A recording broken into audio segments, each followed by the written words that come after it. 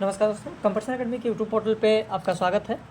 जैसा कि मैंने कल आप लोगों को बताया था, कल आप लोगों को यूजीसी नेट के पाठ्यक्रम में जो उपन्यास लगे हैं उसका भाग 1 दिया था। मैंने कहा था भाग 2 द गुरु एकेडमी पर मिलेगा, लेकिन इसी पर मैंने पब्लिश कर दिया है, इसी पर मैंने दे दिया है, आप लोगों को देखें।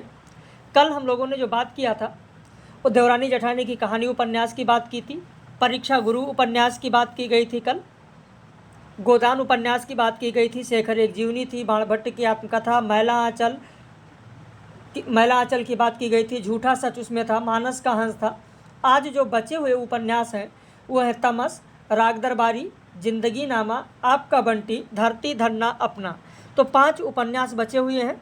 इस सेकंड पार्ट में 5 उपन्यासों के बारे में बात करेंगे, लेकिन आप लोग अपनी प्रतिक्रिया जरूर व्यक्त किया करें।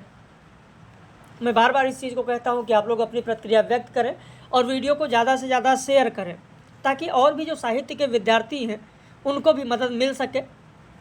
अभी आज हम लोग उपन्यास का सेकंड पार्ट देख रहे हैं। आज सारे उपन्यास हो जाएंगे। कल हम लोग जितने पाठ्यक्रम में नाटक लगे हैं उन नाटकों की बात करेंगे। फिर इसी तरीके से जितनी कहानियाँ लगी हैं सारी कहानियों की बात करेंगे, सारी कविताओं की बात होगी, सारे निबंध की बात होगी, काव्य शास्त्र की बात होगी। तो इसी तरीके से आप लोगों का रिवीजन कराते चलेंगे। तो आइए देखते हैं तमस उपन्यास, जो कि भीष्म साहनी का है।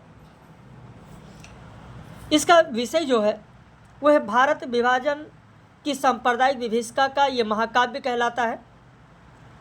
1947 में हुए पंजाब के दंगे और लाहौर के आसपास 5 दिन की कहानी इसमें है। यहीं से तथ्य बनना, प्रश्न बनना आपके लिए शुरू हो जाता है कि तमस उपन्यास में कितने दिन की घटना है। तो मात्र 5 दिन की घटना इसमें दिया गया है। वैसे भीष्म साहनी के तमस उपन्यास के अलावा और भी उपन्यास हैं, जैसे झरोखे उपन्यास हैं, वसंती उपन्यास है, बसंती यूपीएचएससी के पाठ्यक्रम में है, मैया दास की माड़ी है, कुंतो है, कड़ियाँ है, जय हिंद की सेना है, नीलू नीलिमा नीलोफर है। हो सकता है कि जय हिंद की सेना कई लोगों को ना पता हो, अगर नहीं पता है तो लिख लीजिए जय हिंद की सेना, जय हिंद की सेना उपन्यास, जय हिंद की सेना उपन्यास, जिसका प्रकाशन वर्ष 2010 में हुआ है, भीष्म साहनी का है। तमस उपन्यास में अंग्रेज सरकार की नीतियों का वर्णन किया गया, विभाजन से पहले की त्रासदी दिखाया गया, सांप्रदायिकता के चरम उभार का चित्रण किया गया है। भारत पाकिस्तान विभाजन के पश्चात जो दंगे हैं उन दंगों का वर्णन किया गया है। कांग्रेस के नेताओं की आपसी खींचातानी का वर्णन है। अंग्रेजों के फूट डालो राज्य करो नीति का चित्रण है। गरीबों के दोहन का चित्रण है। सांप्रदायिकता पर तीखा व्यंग्य किया गया है। इसमें पात्र अगर हम देखें, पात्रों की अगर बात करें तो पात्रों में आप देखेंगे नत्थू है, सांप्रदायिक दंगों का ये मोहरा है, निम्न वर्गीय पात्र है। मुराद अली की बात करें तो अंग्रेजों का दलाल है, खल चरित्र है, सुअर षड्यंत्र का रचयिता है, अंत में शांति की अपील करता है। बख्शी जी, मेहता जी, रामदास, कश्मीरी लाल, जर्नैल सिंह, शंकर लाल, देशराज, ये सब कांग्रेसी नेता और कार्यकर्ता हैं। रिचर्ड्स अंग्रेज अफसर है, डिप्टी कमिश्नर है, लीजा का पति है। वानप्रस्थ जी धार्मिक सांप्रदायिक उन्मादक, संस्कृति के ज्ञाता, धर्मगुरु हैं। प्रधान जी उर्फ लाला लक्ष्मी नारायण, ये आपके लिए एक प्रश्न बन सकता है कि तमस उपन्यास में प्रधान जी कौन है, उनका नाम क्या है। तो है लाला लक्ष्मी नारायण, शहर के व्यापारी भी हैं और वानप्रस्थ जी के चेला भी हैं। रणवीर की बात करें तो यह प्रधान जी का 15 वर्षीय बेटा है, जिसे देवव्रत मुसलमानों के लिए भड़काता है। जसवीर कौर वीरता की साक्षात प्रतिमा है। हरनाम सिंह, इसके पुत्र इकबाल को जबरन मुसलमान बनाया गया। हयात बख्श और मौलादाद मुस्लिम लीग के कार्यकर्ता हैं। शाहनवाज शहर का रईस आदमी है। सोहन सिंह हिंदू मुस्लिम एकता का प्रतीक है। ये प्रश्न शायद एक बार पूछा भी गया है कि हिंदू मुस्लिम एकता का प्रतीक कौन है, तो सोहन सिंह। राजो दंगों के बाद हिंदुओं के घर में रहती है, एहसान अली की पत्नी है राजो। रघुनाथ, मिल्खी, देवदत्त, इब्राहिम, इंद्र, बंतो, अल्लाह रखा, प्रकाशो, तेजा सिंह आदि इसमें अन्य पात्र हैं। भीष्म साहनी ने कहा है कि दुख से छुटकारा पाने के लिए आदमी सबसे पहले औरत की तरफ ही मुड़ता है।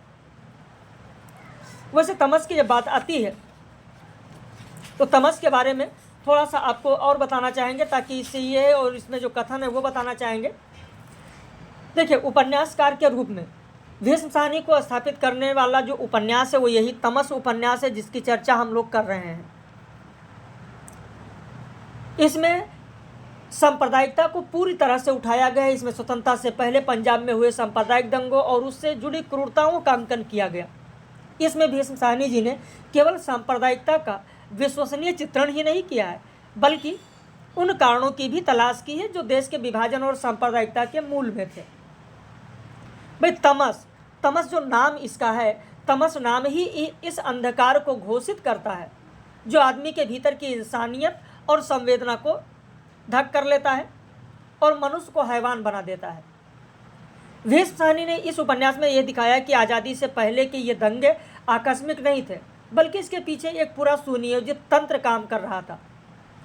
और उन्होंने इस तमस उपन्यास में पूरी तरीके से ये दिखाया है कि सांप्रदायिकता का आग फैलाने में ब्रिटिश शासन और राजनीतिक स्वार्थों से प्रेरित हिंदू और मुस्लिम दोनों धर्मों के चंद लोगों की साजिश थी। भाई दंगे की शुरुआत आप देखेंगे अंग्रेज अफसरशाही के इशारे पर मुराद अली द्वारा नत्थू से सुअर मरवाकर मस्जिद की सीढ़ियों पर डलवा देने से हुई थी। केलों वाली मस्जिद, एक बार पूछा भी गया किस मस्जिद पर, तो केलों वाली मस्जिद।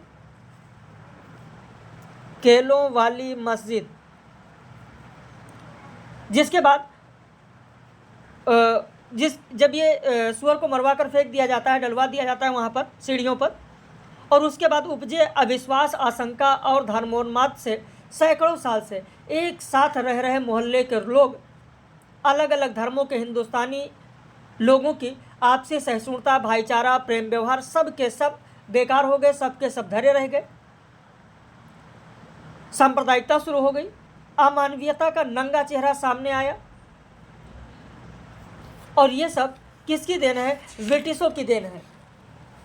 तो यहाँ पर जो ये दंगा हुआ, इस दंगे में हिंदू या मुसलमान दोनों ही ओर से कोई नेता नहीं मरता है, बल्कि आप देखेंगे फतेह चंद की ताल पर काम करने वाला मजदूर, कश्मीरी मजदूर जो है, कश्मीरी हत्तों, गली में जो दूध बेचने वाला है, दूध बेचने वाला मियाँ, हरभजन सिंह, इकबाल सिंह, ये सब तबाह होते हैं। सैदपुर जो गांव है, इसी में आपने पढ़ा होगा, सिर्फ रिवीजन के लिए ये क्लास है, ध्यान रखिएगा। सैदपुर जैसे गांव के पुरुष मारे जाते हैं, वहाँ स्त्रियां बच्चों को लेकर कुएं में कूद जाती हैं। कितनी महिलाएं कुएं में कूदी थी? 21 महिलाएं। तो इस तरीके से प्रश्न भी परीक्षाओं में पूछे जाते हैं। खैर समय कम है, रिवीजन कराया जा रहा है, तो इसलिए आप गौर से चीज़ों को सुने और अपनी प्रतिक्रिया जरूर व्यक्त करें कि जितने महत्वपूर्णता से बताए गए वो कितना आपके लिए है और कितना आपको पता था या नहीं पता था। तो इन दंगों से कोई एक घर नहीं, लाखों की संख्या में घर तबाह होते हैं, लाखों घर बेघर होते हैं। इतनी बड़ी अमानवीयता और क्रूरता भरी घटना को वर्णित किया गया है, और इस घटना के बीच मानवीय संवेदना और इंसानियत की झलक भी दिखाई गई है। भाई एहसान अली की घरवाली राजो या करीम खान जैसे नेक आदमी हैवानियत के सारे दबावों को झेलते हुए भी मानवीयता को बनाए रखते हैं। गोपाल राय ने तो इस उपन्यास के बारे में कहा कि तमस उस अंधकार का द्योतक है जो आदमी की इंसानियत और संवेदना को ढक लेता है और उसे हैवान बना देता है। इस उपन्यास के जो कुछ कथन हैं, जैसे रिचर्ड्स का जो कथन है कि बुद्ध की मूर्तियों की सबसे बड़ी खूबी वो धीमी सी मुस्कान है। दूसरा कथन है, हुकूमत करने वाला नहीं देखता कि प्रजा में कौन सी समानता है। तीसरा कथन, हिंदू गाय का मांस नहीं खाते, मुसलमान सुअर का मांस नहीं खाते, सिख लोग झटके का मांस खाते हैं, जबकि मुसलमान लोग हलाल का मांस खाते हैं। ये सब कथन किसका है? रिचर्ड्स का है। अगर प्रजा आपस में लड़े तो शासक को किस बात का खतरा? गोपाल राय का यह कथन भी मैंने अभी आपको बताया है। विशेष की अगर बात करें तो इसमें और भी है कि मुराद अली के कहने पर नत्थू एक सुअर को मारता है, 5 रुपये के लिए, 5 रुपये उसे सुअर मारने के लिए दिया जाता है। जब रिचर्ड्स लीजा को फलों के बाग में घुमाने जाता है तो उसे लार्क यानी चकवा पक्षी की आवाज़ सुनाई देती है। ये सब केवल संक्षेप में आपको बताया जाता है। सैदपुर गांव में 27 महिला, अच्छा सॉरी मैंने गलती से 21 बता दिया था। 27 महिलाएं गांव में कुएं में कूदकर अपनी जान देती हैं, जिसमें बताया गया 21 महिलाएं और 6 बच्चे थे। टोटल कितनी है तो इसलिए अलग अलग नहीं दिया गया, कई जगह एक ही दे दिया गया 27। लीजा ने कहा आप तक नहीं जाएंगे यदि 103 गांव जल जाए तो भी नहीं। रमजान की बहू का नाम क्या था? आकरा था। सर्वप्रथम सांप्रदायिक दंगा नूरपुर तहसील में प्रारंभ होता है। ये भी आपके लिए बहुत ही महत्वपूर्ण तथ्य है कि सर्वप्रथम दंगा कहाँ पर प्रारंभ होता है। सुअर को मारकर केलो वाली मस्जिद की सीढ़ियों पर फेंका गया था। अच्छा, जब वानप्रस्थ जी की बात आती है, वानप्रस्थ जी अपने कुटी में बैठे हुए होते हैं, मंत्रोच्चारण करवा रहे होते हैं, जिसे अंतिम आहुति कहा जाता है। तो मंत्रोच्चारण के बाद ताली बजाकर वानप्रस्थ जी एक गीत गाते हैं। हो सकता है कि गीत परीक्षा में पूछे ही जाते हैं, तो पूछ लिया जाए। गाते हैं कि सब पर दया करो भगवान, सब पर कृपा करो भगवान। तो ये गीत जो गाते हैं वानप्रस्थ जी, तो पूछा जा सकता है कि सब पर दया करो भगवान, सब पर कृपा करो भगवान किस उपन्यास से लिया गया है ना। तो इस तरीके का प्रश्न पूछा जा सकता है। तो यहाँ पर हम लोगों ने बात तमस की संक्षेप में। अब बात करते हैं श्रीलाल शुक्ल के उपन्यास राग दरबारी की। श्रीलाल शुक्ल का जन्म लखनऊ के अतरौली कस्बे में हुआ था। इनके पितामह संस्कृत, उर्दू और फारसी के ज्ञानी थे। इनके पिता संगीत के शौकीन थे। इनका विवाह गिरिजा देवी से हुआ। श्रीलाल शुक्ल का व्यक्तित्व तो अपने आप में ही एक मिसाल थी। वे समकालीन कथा साहित्य में उद्देश्यपूर्ण व्यंग लेखन के लिए विख्यात साहित्यकार थे।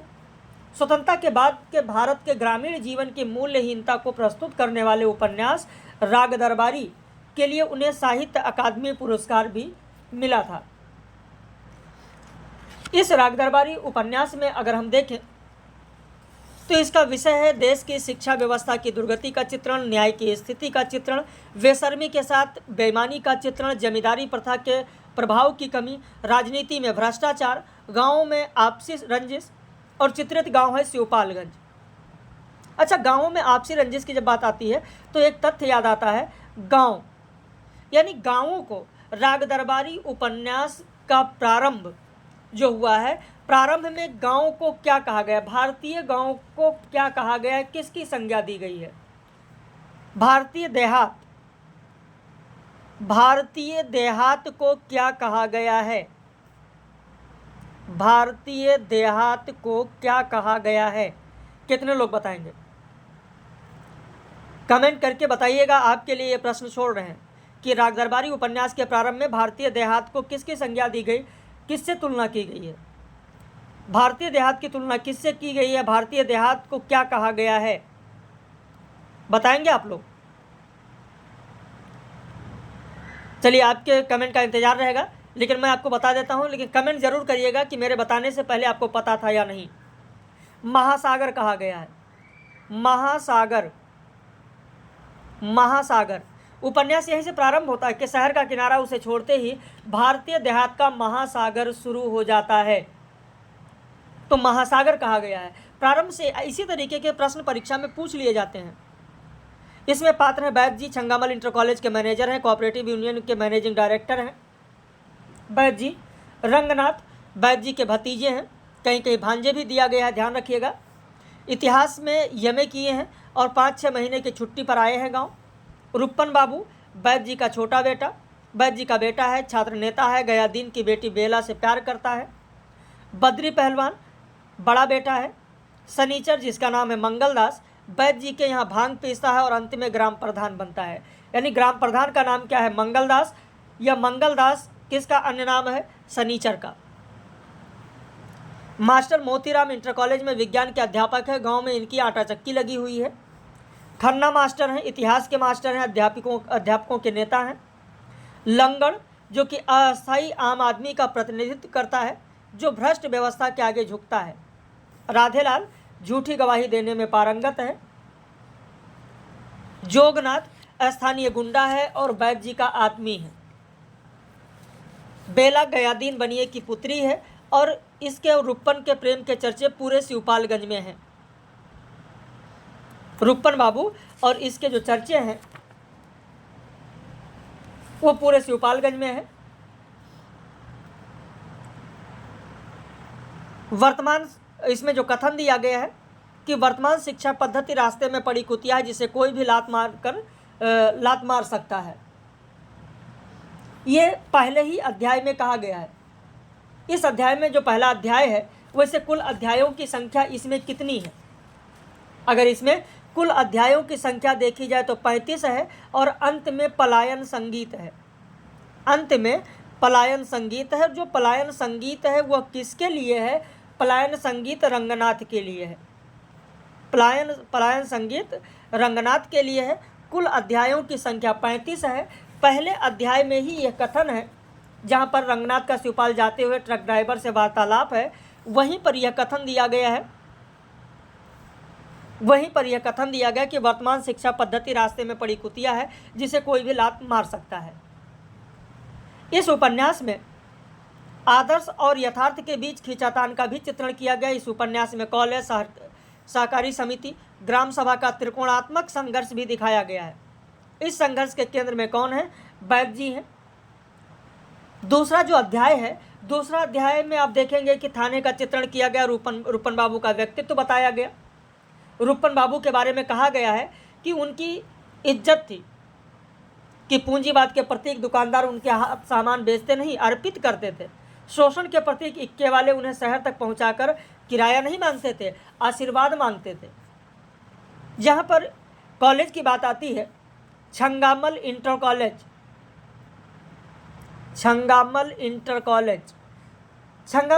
कॉलेज का जो चित्रण किया गया है वो तीसरे अध्याय में किया गया है। इसकी इमारत, शिक्षा, छात्रों की पढ़ाई, सब पर व्यंग्य किया गया। वहाँ के लोगों पर व्यंग्य किया गया। इस देश के निवासी कहते हैं परंपरा से कवि हैं। भाखड़ा रंगल बांध को देख कर कहते हैं, आहा, अपना चमत्कार दिखाने के लिए देखो प्रभु ने फिर से भारत भूमि को ही चुना। फिर वैद्य जी का जो गांव है उस गांव के बारे में कहा गया है, गांव के बारे में चित्रण किया गया है। जो वो इलाज करते हैं उस इलाज के बारे में कहा गया है। वैद्य जी के दवाखाने का जो विज्ञापन होता था, जीवन से निराशा नवयुवकों के लिए आशा का संदेश। प्रिंसिपल रंगनाथ से कहते हैं कि इतिहास के लेक्चर की जगह हमारे यहाँ खाली पड़ी है, उसी में आप क्यों नहीं लग जाते? ठाठ से मामा के यहाँ रहिए, कॉलेज में 2 घंटा पढ़ाई करिए, बाकी वक्त रिसर्च कीजिए। अब ठाठ से मामा के यहाँ रहिए तो मामा अगर हैं वैद्य जी तो भांजा तो भतीजा तो हुआ नहीं, भांजा हुआ। इसलिए भांजा और भतीजा में आपको कंफ्यूज नहीं होना है, ठीक है? क्योंकि भांजा भी कहा गया, भतीजा भी कहा गया, कई जगह भांजा को भतीजा भी कहा जाता है। तो इस तरीके से कंफ्यूज होने की ज़रूरत आपको नहीं है। कॉलेज में 2 घंटा पढ़ाइए, बाकी वक्त रिसर्च कीजिए। मैं तो तुम्हारे अपने घर का सदस्य मानकर कह रहा हूँ, आखिर कहीं ना कहीं नौकरी तो करोगे ही। जब रंगनाथ मना कर देता है तो प्रिंसिपल कहते हैं, रंगनाथ, तुम्हारे विचार बहुत ऊंचे हैं, पर कुल मिलाकर यही साबित होता है कि तुम गधे हो। इस उपन्यास में शिवपालगंज गांव की जिंदगी का दस्तावेज, जो स्वतंत्रता प्राप्ति के बाद ग्राम विकास और गरीबी हटाओ के आकर्षक नारों के बावजूद घिसट रही है। वैसे इसमें प्रसंग बहुत अच्छे हैं। वैद्य जी के बैठक, उनकी दीवानी अदालतें, लंगड़ का मुकदमा, इन सब पर खूब व्यंग्य किया गया है। लंगड़ तो ऐसा था, लंगड़ था वो लंगड़ के माथे पर आप देखें कबीरपंथी तिलक लगाता था, गले में तुलसी पहनता था, दढ़ियल चेहरा था, दुबली पतली देह थी, मिर्जे पहने रहता था। रूपन बाबू जब कॉलेज के लिए निकलते थे तो उनके हाथ में एक मोटी पुस्तक होती थी जिसका नाम था जेबी जासूस। इसके अलावा रिक्शा वाला, मतलब हास्य व्यंग्य भी है। इस उपन्यास में हास्य व्यंग्य भी है। एक रिक्शा वाला दूसरे रिक्शा वाला से कहता है, क्यों, गोंडा का रहने वाला है या बहराइच का? कहते हैं गोंडा में रहते हैं भैया। तो इस पर भी व्यंग्य किया गया है। रंगनाथ, शिवपाल और शिवपालगंज, सनीचर के दूरबीन सिंह के विषय में संस्मरण सुनाना, तो ये सब बहुत ही अच्छा उसमें देखेंगे तो व्यंग्य है। सनीचर कहता है भैया लठैती का काम कोई असेंबली का काम तो है नहीं। असेंबली में जितने ही बूढ़े होते जाओ, जितनी ही अकल सठियाती जाए, उतनी ही तरक्की होगी। शिवपालगंज में दरोगा जी दरोगा जी जाते हैं, डाका पड़ता है, फिर वहाँ की भाषा और सब पर व्यंग्य किया गया कि प्रत्येक भारतीय जो अपना घर छोड़कर बाहर निकलता है भाषा के मामले में पत्थर हो जाता है। बहुत ही महत्वपूर्ण कथन है कि प्रत्येक भारतीय जो अपना घर छोड़कर बाहर निकलता है भाषा के मामले में पत्थर हो जाता है। तो इस तरीके से बहुत सारा आपको मैंने विस्तृत वीडियो लेक्चर में पढ़ाया है। विस्तृत वीडियो लेक्चर में एक एक चीज़ें की गई हैं, बताई गई हैं। भाई 6 महीने का कोर्स है, 6 महीने में आपको सारी चीज़ें एक एक जो पुस्तकें आपके पाठ्यक्रम में लगी हैं वो मैंने आपको कराया है। और 6 महीने की चीज़ें आप देखेंगे कि अगर 10-12 दिन में कर लें तो जाहिर सी बात है संक्षेप में ही चलेंगे हम लोग। जिंदगी नामा उपन्यास जो कि कृष्णा सोबती का है, जिसे मैग्नान ओपन भी कहा जाता है, जिंदगी नामा को। इसमें पंजाब के किसानों के जीवन का चित्रण, ग्रामीणों के जीवन का चित्रण, आदर्श नारी का चित्रण, डेरा जट्टा गांव का कथानक इसमें है। कई बार पूछा गया है कि डेरा जट्टा गांव कथानक किसमें है, तो इसी में है। और इस उपन्यास का जो प्रारंभ होता है, इस उपन्यास का प्रारंभ गुरु गोविंद सिंह जी की पंक्ति से प्रारंभ होता है। गुरु गोविंद जी की पंक्ति से उपन्यास का प्रारंभ होता है कि चूँ कर अज हमा दिल ते दरगुजस्त हलालस्त बुर्दन बा शमशीर दस्त। यानी जब दूसरे सब रास्ते कारगर न हो सके तो जुल्म के खिलाफ तलवार उठा लेना जायज़ है। यह गुरु गोविंद सिंह जी की पंक्ति है और इसी पंक्ति से यह उपन्यास प्रारंभ होता है। वैसे जिंदगी नामा जो उपन्यास है इस पर 2 पुरस्कार दिए गए हैं। 1980 में साहित्य अकादमी पुरस्कार और 1981 में पंजाब सरकार द्वारा साहित्य शिरोमणि पुरस्कार दिया गया है। इस उपन्यास यानी जिंदगी नामा उपन्यास के 2 भाग हैं। इसके बारे में थोड़ा जान लेते हैं फिर आगे बढ़ते हैं। 2 भाग हैं। पहला जो भाग था वो पहला भाग का शीर्षक था जिंदा रुख। जिंदा रुख, पहले भाग का शीर्षक जिंदा रुख था। यह उपन्यास डेरा जट्टा गांव के जीवन के हर पहलू को उजागर करता है। उपन्यास का आरंभ शरद पूर्णिमा की रात के खूबसूरत चित्रण से होता है। उसके बाद पंजाबी गांव में बसे 3 समुदाय, हिंदू, मुस्लिम, सिख, इनकी खिचड़ी जिंदगी और त्योहारों का वर्णन है।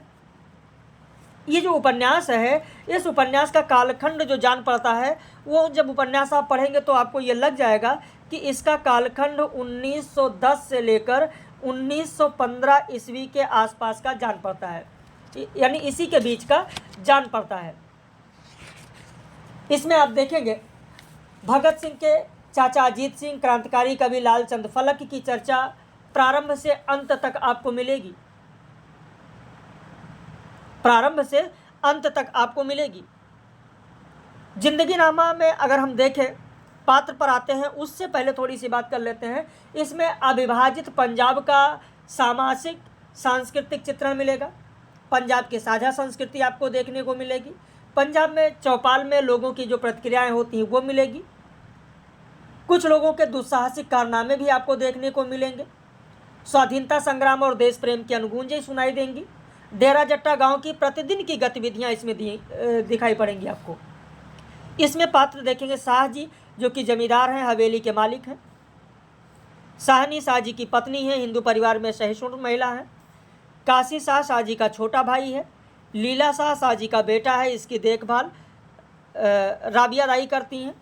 अन्य पात्रों में नज़ीर, मेहर अली, करतार, दिलबाग, चन्नी, रेशमा चौधरी, फ़तेह अली, मोहम्मद दीन, सलामत अली, बिंद्राबाई, ये सब हैं। इस उपन्यास का प्रारंभ कविताओं से होता है। इसी के माध्यम से उपन्यास की संवेदना उभर कर सामने आती है। जैसा कि मैंने कहा था कि गुरु गोविंद सिंह जी की पंक्तियों से उपन्यास प्रारंभ होता है। देवराज उपाध्याय ने कहा है कि यदि किसी को पंजाब की संस्कृति, रहन सहन, चाल ढाल, रीति रिवाज की जानकारी प्राप्त करनी हो, इतिहास जानना हो, वहाँ की दंत कथाओं, प्रचलित लोकोक्तियों और 18वीं 19वीं शताब्दी की प्रवृत्तियों से अवगत होने की इच्छा हो तो जिंदगी नामा से अन्यत्र जाने की आवश्यकता नहीं है, ये देसराज सिंह ने कहा है। नरेश मेहता ने कृष्णा सोबती को एक अपरिभाषित बांधवी नाम दिया है। हो सकता है बहुत लोगों को ना पता हो।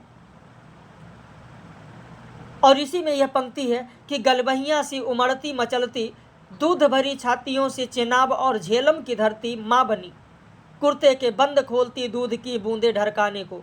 इसी उपन्यास में यह पंक्ति आपको देखने को मिलेगी। ये जो उपन्यास है,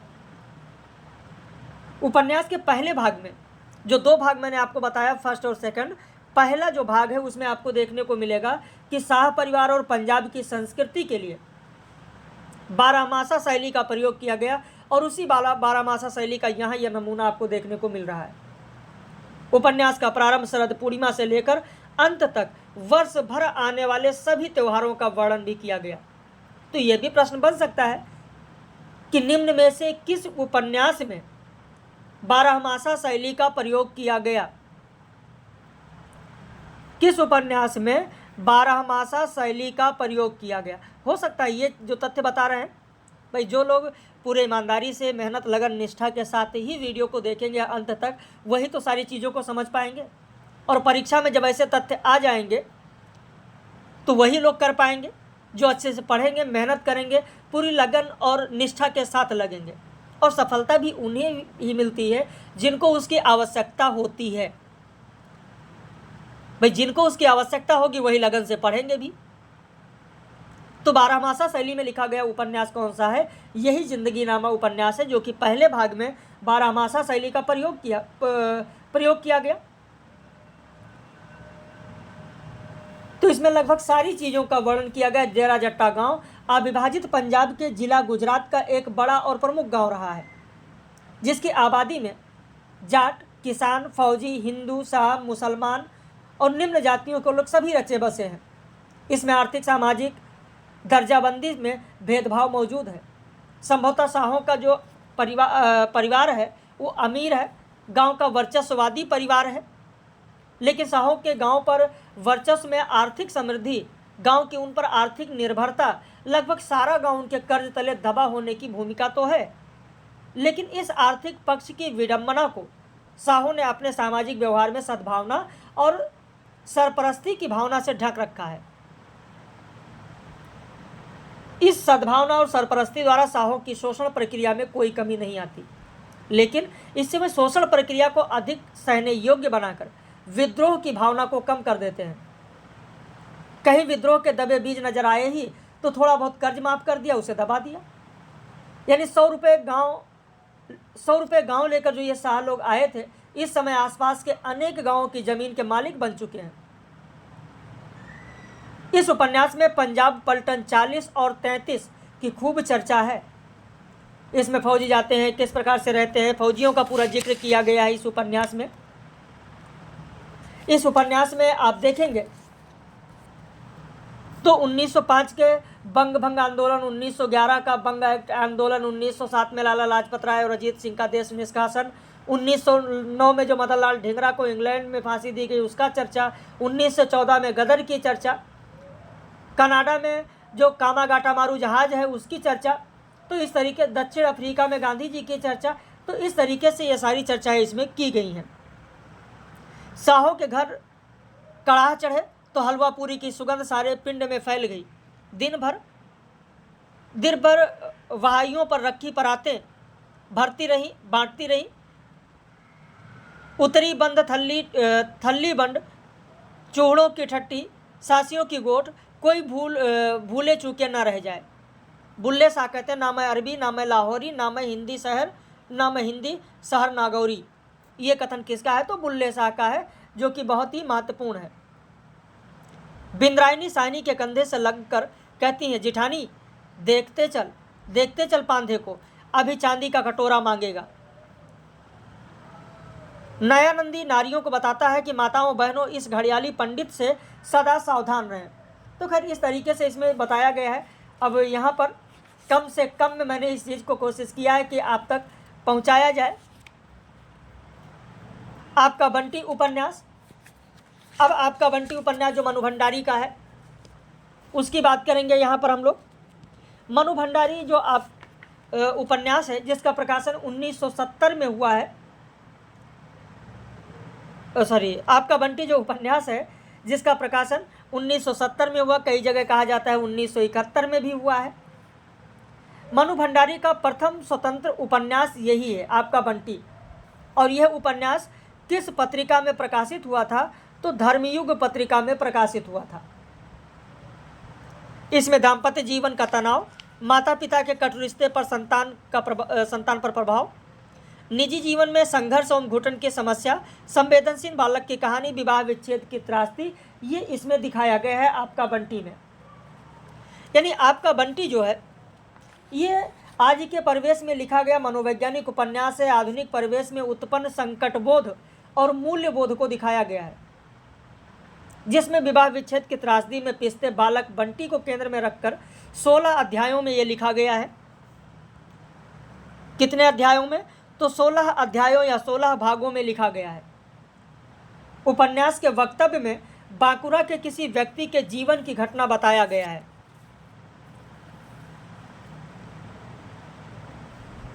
इसमें पारिवारिक विसंगति का शिकार बंटी है। शकुन और अजय का तलाक हो चुका है, लेकिन इसका पता बंटी को अपने दोस्त टीटू से चलता है। अब इसमें पात्रों की अगर बात करें, बंटी की अगर बात करें, बंटी जो कि शकुन और अजय का बेटा है, माता पिता के होने के बाद भी यह 9 वर्षीय बालक अनाथ की भांति जीवन व्यतीत करता है। शकुन की दूसरी शादी के बाद उसे क्या कहा जाता है? शकुन की दूसरी शादी के बाद उसे अरूप बत्रा भी कहा जाता है। यही बंटी है जिसे जब शकुन की दूसरी शादी हो जाती है तो उसे कहा जाता है कि अब तुम अरूप बत्रा हो।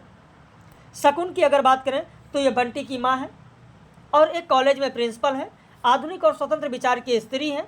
उसके अहम भाव के कारण ही तलाक होता है। अजय बंटी का पिता है। मीरा अजय की दूसरी पत्नी है। डॉक्टर जोशी शकुन का दूसरा पति है। अमी और ज्योत का पिता है। टीटू बंटी का दोस्त है। अमी और ज्योत जोशी के बच्चे हैं। परमिला डॉक्टर जोशी की मृत पत्नी है। चीनू मीरा का बेटा है। चीनू कौन है? तो मीरा का बेटा है। फूफी शकुन के घर नौकरानी है। कुन्नी शर्मा साहब की लड़की है। इसके बाद वकील चाचा भी इसमें है। अजय और शकुन के वकील हैं। वकील चाचा बंटी के लिए अपने पापा का संदेश लाते हैं, पापा द्वारा दिए गए खिलौने लाते हैं। इसमें प्रमुख कथन में आने से पहले ये बता दें कि इस रचना का उद्देश्य, इस उपन्यास का उद्देश्य सामाजिक समस्याओं, मुख्यतः नारी की स्थिति, माता पिता की स्थिति और पारिवारिक माहौल का बच्चों पर जो प्रभाव है वह दिखाया गया है। इस उपन्यास के पहले ही अध्याय में अगर हम देखें तो इस उपन्यास के पहले ही अध्याय में शकुन और बंटी का परिचय दिया गया। शकुन कॉलेज में प्रिंसिपल है। घर के ठीक सामने कॉलेज है। बंटी के लिए शकुन के 2 रूप हैं, एक मम्मी, दूसरा प्रिंसिपल। बंटी को मम्मी का प्रिंसिपल रूप बहुत अच्छा नहीं लगता है। घर में आया काम करती हैं जिसे बंटी फूफी कहता है। फूफी बंटी को असीम प्यार और स्नेह करती हैं। बंटी के पापा ने बंदूक खिलौना भिजवाया है जिसे बंटी अपने पड़ोसी टीटू के साथ खेलता है। टीटू ने बताया कि मम्मी पापा के झगड़े को तलाक कहते हैं। वो मम्मी से भी पूछता है। वो सोचता है कि अगले दिन वो टीटू से पूछेगा कि तलाक से दोस्ती कैसे हो सकती है। तो ये पहले अध्याय में बताया गया है। जो दूसरा अध्याय है, सेकंड अध्याय, दूसरे अध्याय में बंटी की मम्मी शनिवार को लंच के बाद स्कूल नहीं आती, सोती हैं। बंटी को दिन में सोना पसंद नहीं है। वो करौंदी की झाड़ियों के पास कुन्नी के साथ खेलता है। तभी वकील चाचा आते हैं। बंटी के पापा कलकत्ते में रहते हैं। बंटी वकील चाचा से पूछता है कि पापा कब आएंगे। पिछले 7 सालों से मम्मी पापा अलग रहते हैं। कितने सालों से? तो 7 सालों से अलग रहते हैं। 7 सालों से अलग रहते हैं। बंटी छिपकर वकील चाचा और मम्मी की बात सुनता है। वकील चाचा कहते हैं, क्या कहते हैं? दूसरे अध्याय में वकील चाचा कहते हैं, जब धुरी गड़बड़ा जाती है तो जिंदगी लड़खड़ा जाती है। जब धुरी गड़बड़ा जाती है तो जिंदगी लड़खड़ा जाती है। ये वकील चाचा का कथन है। इसी तरीके से बहुत सारे कथन आपको देखने को मिलेंगे। फूफी कहती है अभी से तुम्हारा ये हाल है तो बड़े होकर पता नहीं क्या सुख दोगे अपनी महतारी को। फूफी का कथन शकुन से है कि देना ही है तो एक वचन दे दो कि हमारे बंटी भैया को जैसा आपने बिखरा दिया है आजकल वैसा और मत करना। बाप के रहते ये बिना बाप के हो रहा है, अब माँ के रहते बिन माँ के ना हो जाए। बंटी कहता है फूफी से वो कहानी सुनाओ तो सोनल रानी की जो सचमुच में डायन थी और रानी बनकर रहती थी। फूफी का कथन है बंटी से कि हम कहते हैं यही शौक रहे तुम्हारे तो बड़े होकर तुम जरूर लड़की बन जाओगे। वकील चाचा का ये कथन है कि शकुन मुझे डर है कि कहीं तुम अपना अकेलापन दूर करने के चक्कर में बंटी का भविष्य ही ना खत्म कर दो। माली का कथन है शकुन से कि ऐसा ही होता है बहू जी, ऐसा ही होता है। अपने बोए सींचे पौधे से ऐसा ही मोह होता है, बिल्कुल संतान जैसा, जहाँ एक बार लगाओ वहाँ से उखाड़ा नहीं जाता। शकुन कहती हैं जोशी से कि अच्छा क्या प्रेम सचमुच ही मात्र एक शारीरिक आवश्यकता और एक सुविधाजनक एडजस्टमेंट का ही दूसरा नाम है? बताओ तुम्हें क्या कभी अपनी पत्नी की याद नहीं आती, और आती है तो क्यों, उसे तुम क्या कहोगे? तो ये कुछ कथन थे।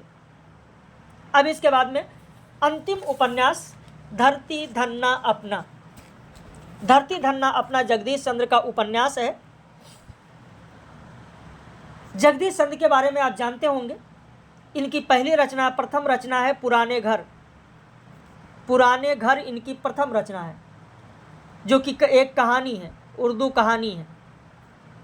इनका नाटक है नेता का जन्म, सबसे दूर।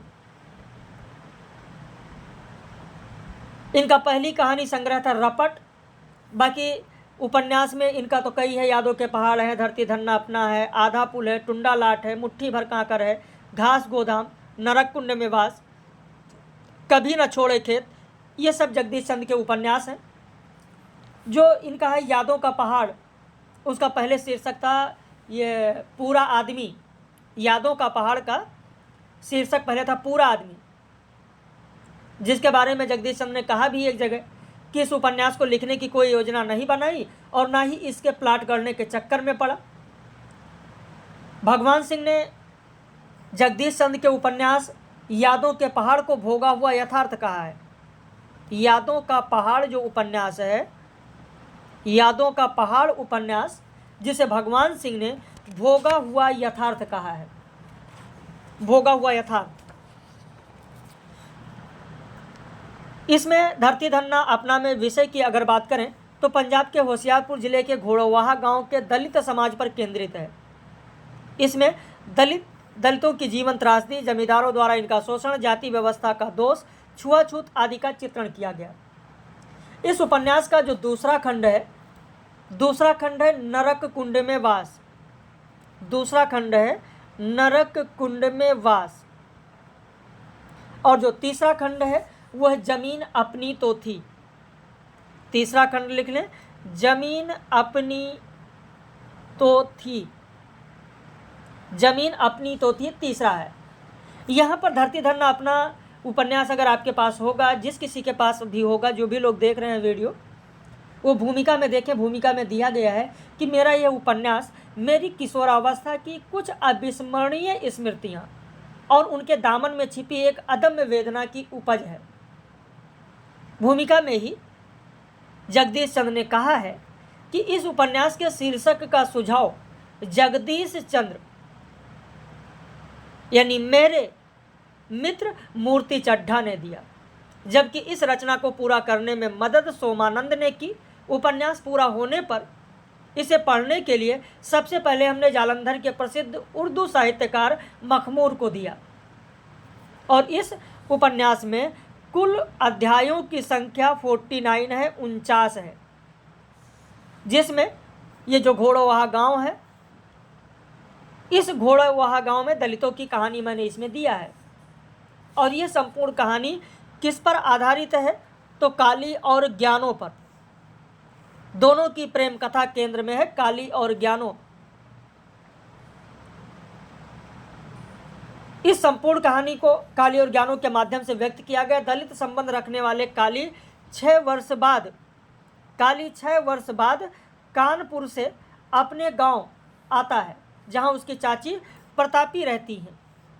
अकेले रहती है। काली गांव लौटकर अपना पक्का मकान बनाना चाहता है तो उच्च वर्ग के लोगों को काली एक आंख भी नहीं सुहाता। काली चमादड़ी टोले में रहता है।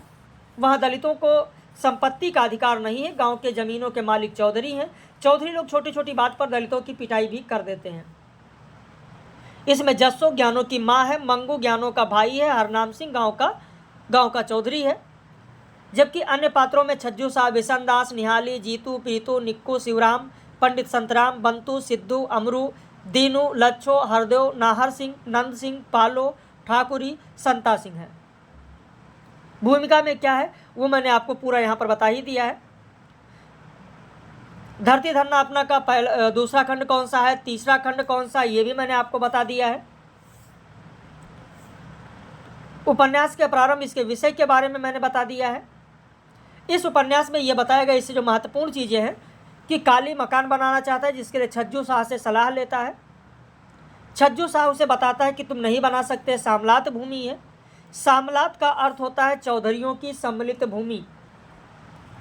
घरों पर दलितों का मौरूसी अधिकार है। मौरूसी अधिकार का मतलब बताया गया कि जब तक खानदान का कोई व्यक्ति जीवित है तभी तक अधिकार होगा। किसी के रहने पर सामलात भूमि हो जाएगी। चौधरी किसी के ना रहने पर।